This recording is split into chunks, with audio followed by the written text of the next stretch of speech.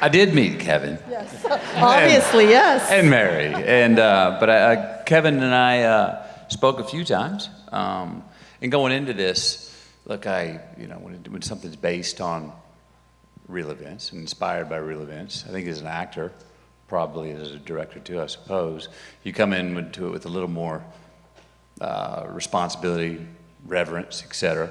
But we were not telling a biography or a documentary on it. So while the events are pretty much what happened, after I got to know Kevin and heard him tell his story many times, it would pick up where he would get caught up or something would affect him in telling his story. We would discuss some of those times, which were similar to the journey that I got to take in the film.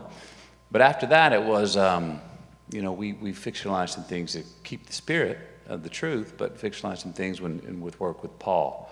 A lot of the father-son themes that were going through this, and that great line that Paul wrote, seemed like he wrote it on the day. I was feeling like I was too late as a son, and now I think I'm too late as a father. That and the fact of second chances, which is a theme that runs through this whole story after you see it. So that was my process for getting into it. I had no idea that this young man, my son, was interested. But when I pitched the script to the family, as I always do before work, I got to the part about Kevin having a son. And he asked me one day, well, how old is he? And I said, he's about your age. And then he goes, you think I could read for it? And I didn't say anything. That wasn't enough to make me say maybe or anything. He came back 4 more times, and I said, okay. Now he's working for the idea. And I said, yeah. And I knew they hadn't cast the part. Pulled out the camera, worked with him on a scene, and sent that to Francine Maisler. And I said, I remember I had a note. I said, I think he might be good enough for a callback. And she wrote back, I think it might be good enough to show to Paul. And I went, oh.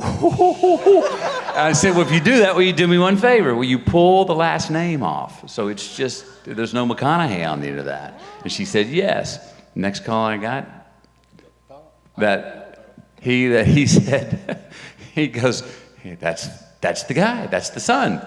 And then he was told, well, that happens to be Matthew's son. And then Paul Fashion, he was like, even better, great. Yeah, what a great yeah, let's cast your mom too in a couple of months, which he did.